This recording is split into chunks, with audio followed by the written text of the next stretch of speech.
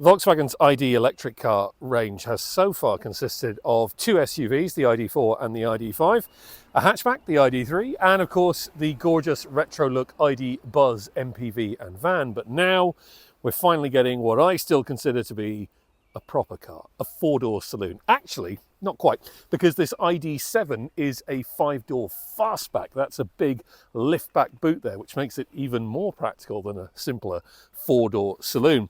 This is, aside from the Buzz, the biggest of the ID range for the moment. It is actually quite a chunky car. I mean, I think there was some confusion when this was first launched and announced that people thought of it as an electrified Passat, and a rival to the likes of the Tesla Model 3, but actually it's not. It's much, much bigger.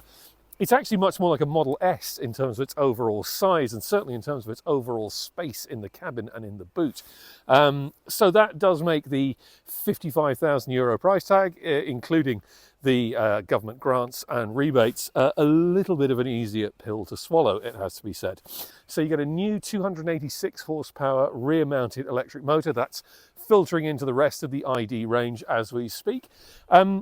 And for the moment, we do get the same 77 kilowatt hour battery as you'll find in the ID.4 and the ID.5. But because this car is sleeker and cuts through the air more cleanly, it gets more range. In fact, it gets up to 600 kilometers of range from the same battery as the ID.4, and that manages around about 550 kilometers of range. And later in the year, when the bigger battery model arrives, that'll have 83 kilowatt hours of power, of juice in the battery, and that will go for a claimed 700 kilometers. So now we are talking about seriously comfortable, seriously good range that you can get on one charge. And that does start to change the electric car game just a bit, because actually I think it's the Ioniq 6 that is probably the closest competitor to this car. Similar space inside, similar enough size on the outside, although it has to be said the Hyundai is a lot more stylish. This has a nice clean shape to it, but it doesn't have that amazing, gorgeous, streamlined 1940s, 1950s look that the Ioniq 6 has. But it does have a much improved cabin. Certainly for anything that comes with an ID badge, this is much, much better. We'll take a closer look at that now in a second. And it should be pretty good to drive too. So let's check out the interior and then let's take it for a spin and see what it's actually like and see if that range can hold up to that lofty 600 kilometer claim.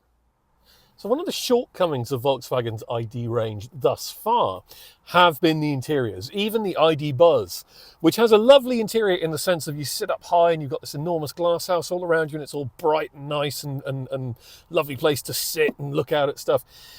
Some of the quality just hasn't been all that good, but this gets a lot better. And I'm just turning off the climate control so there's no fan whooshing at the microphone. First of all, you do get this big 15-inch touchscreen here in the centre, and this is a big, big improvement on what went before. But we'll talk more about that in detail in a minute. I think that what we need to look at first is quality has definitely ramped up. And as to a point has style. I mean, this wheel looks and feels more substantial than what we've had in previous ID models. I like the way that the little driver's display has been inset here into the main body of the dashboard. It's not sticking up anymore on its own little plinth. Just the quality of the materials used, the big comfortable seats, storage. I mean, God, storage. Look at this. Huge amounts of storage. There's a wireless phone charger there, big cup holders, and you can actually take those out if you've got a need for more space or you just have a very strangely shaped cup, I guess. Big door bins too, huge storage here. Look, I can get my whole arm in that. If you need to store an entire arm, that's good. The glove box is a little bit on the small side, but we'll live with that. Again, as I say, wonderful, wonderful seats, great comfort, and lots of space. But before we get in the back and start really digging into the space of the car, I think we do need to go through this touchscreen a bit more. So let's do that first. So this big new 15-inch screen is Volkswagen's big new idea when it comes to in-car entertainment and infotainment. And I have to say, it is a colossal improvement on the old screens of the current and sort of currently being updated ID range. It's so much more responsive. It's so much easier to find your way around. And what's really good is shortcuts, basically, is what we've got here. Because, the main bulk of the screen, it's broadly similar in look and feel to what went before. But what you can do is this band here at the top stays the same, whatever is selected here, whether you've got CarPlay going, whether you've got navigation going, whether you've got music going, or the charging screen, or anything like that. What's here stays the same. And you can customize these buttons here. So you can get to your driving modes easily. You can get to your driving assistance buttons easily. You can get to parking assist. If I just turn that on, that'll come up. There we go. So you can get to parking assist. You can get to the status of the car. And again, this screen itself is more shortcuts. So this is easier to get around. You can get to your phone. You can get to your CarPlay and so on. And that all works really well. What also works really well is here at the bottom of the screen, the climate control functions are always on. So you can get, there you go, there's your heated seat. Temperature controls, this one has climate seats, so they'll actually cool you as well.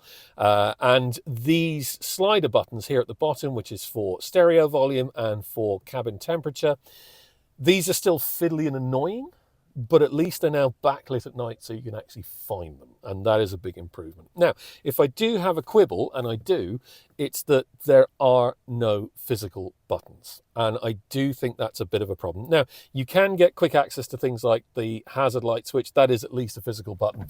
And over here, where the headlight controls are, you've also got your max defrost for the screen and your rear defrost button. Those are in kind of silly places. I do feel, I mean, it's good that there are physical shortcut buttons for those functions, but those are just in the wrong place. They need to be down here somewhere.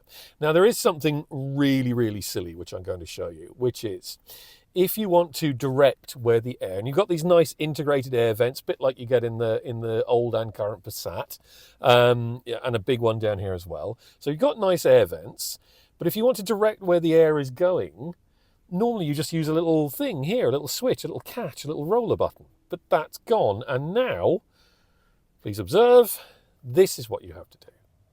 Actually drag it on the screen to direct the airflow.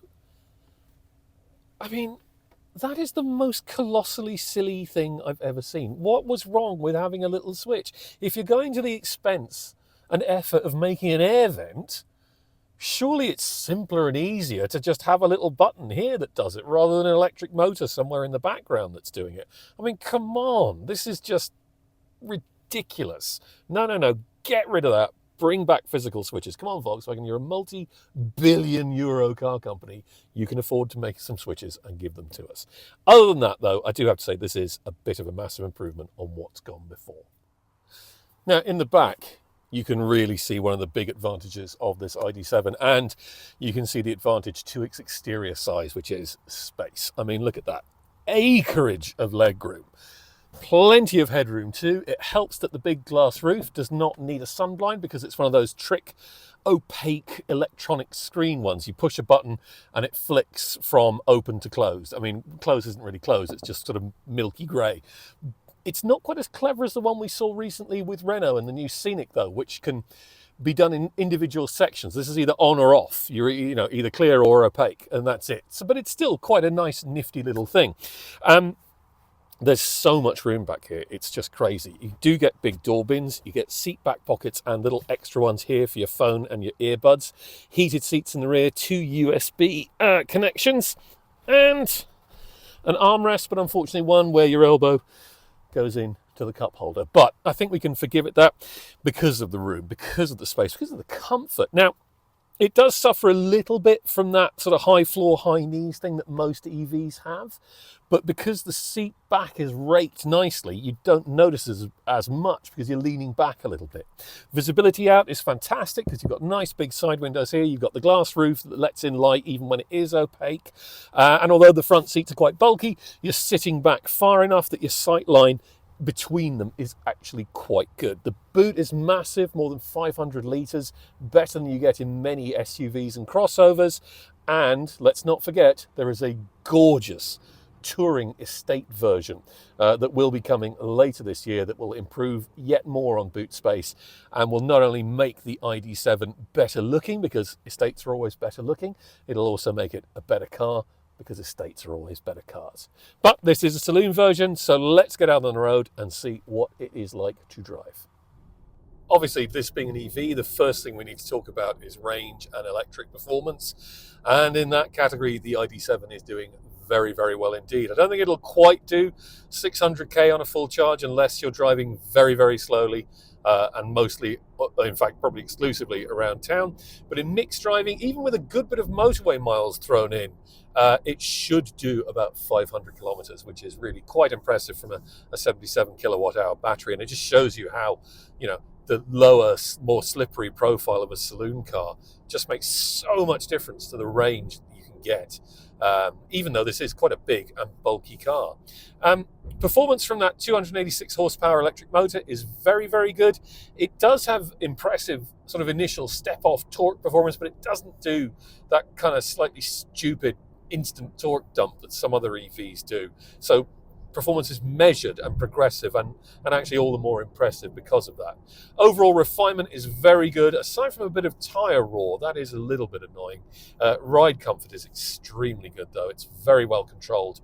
Bumps are very well, and there goes one, very well suppressed. It's a really comfy car in which to travel, as you might expect.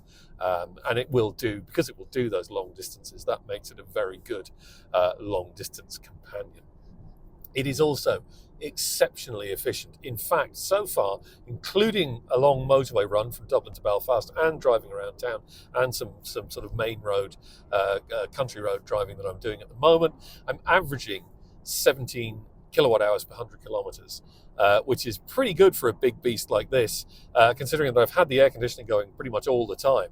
And also that's actually slightly better than I was getting from the much, much smaller Peugeot E2008 a little while back. So this is really a very efficient car. In terms of how it drives though, there is a slight sense of disappointment. One of the good things about the ID.4 and the ID.5 is that they feel they're big cars. They're not like massively fun to drive or anything, but they feel like kind of nice and tight and precise around you.